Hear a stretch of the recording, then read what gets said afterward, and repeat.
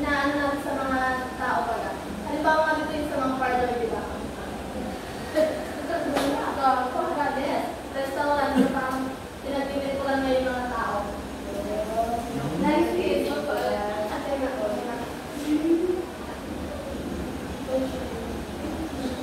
next is consumer goods classification. So we classify the array of consumer goods on the basis of shopping habits, which among convenience shopping, specialty, and unhealthy.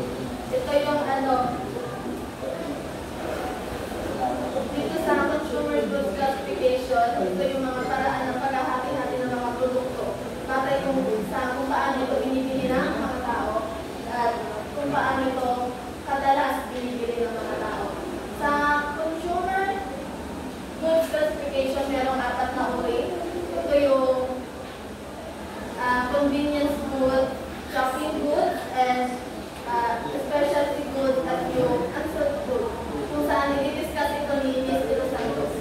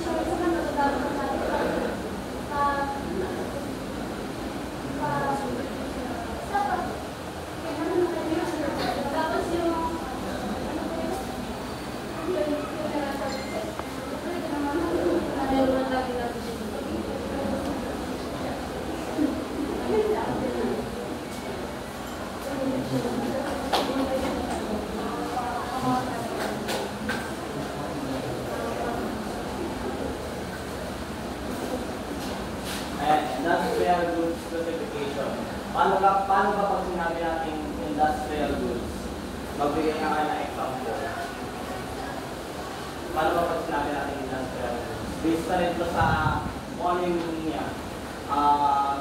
Sabi nga dito, we classify industrial goods in terms of their relative cost and how they enter the production process. Materials and parts, capital items, and supply and physical services. Sa mga auto, para sa mga auto,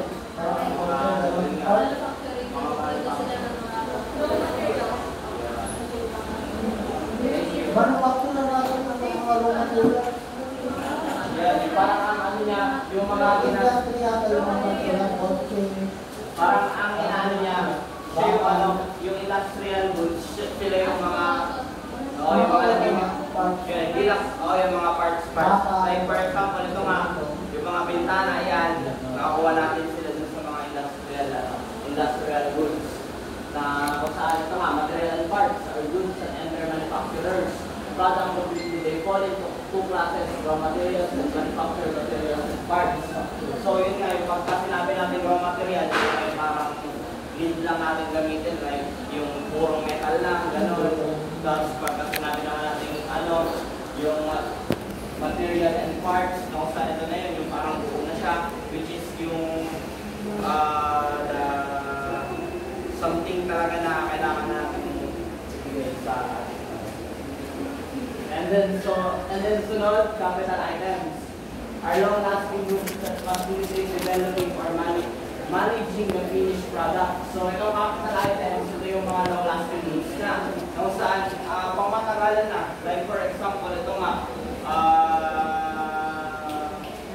itong bintana, ito, yan, itong capital item niya, yung building itself, yun, capital item na yun, kung saan, sobrang pangmatagalan na siya, tapos, ang laki ng benefit niya naman tulong kasi long lasting na siya, kumbaga, hindi mo na siya kailangan na pag-investan palalo, pag-invest sa.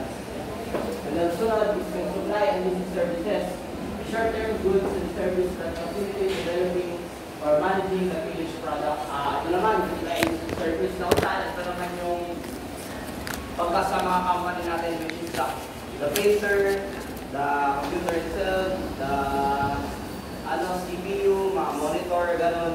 Ito yung ginagamit nila kasi pang short term lang din siya kasi possible siya na pwedeng masira, possible na pwedeng palitan, tapos possible din siya na magkaroon talaga ng error or malfunction. O saan, dahil dito, pwede natin kagad silang palitan na agad. Like, pagka sa computer, pwede ka na agad bumili o sa cellphone din, kung saan yung pagka nagkira talaga, either papatama lang siya ng LCD or mag-come up na bumili na lang na talaga ako ng product. So, sunod, product differentiation. Many products can be different in shape and form, the size, shape, physical structure, or product features. Most product can be offered with varying features that supplement their basic function. So dito, sinasabi dito yung product differentiation na kung saan tayo as a whole, gano'n talaga tayo specific product that we for example, meron ka talagang meron kang yung sa shape na kung saan gusto mo yung maliliit lang, tapos yung sa features niya na kung saan alam mo na mabibenefit talaga sa'yo, tapos yung customization which is gusto mo kulay pink or kulay red or kulay black, something like that. So dito, yung product differentiation mas maganda siya sa product natin kasi mas makukuha natin yung mga customers natin kasi we do have our own imaginations to set their goals. Kumbaga makita yung makita yung goals nila. Kumbaga dito, makikita natin that we can come up with a new product or we can innovate.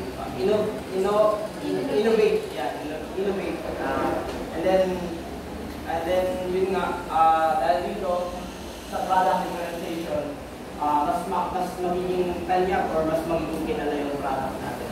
Katulad nung kani Delsa, which is sobrang unique niya kasi nga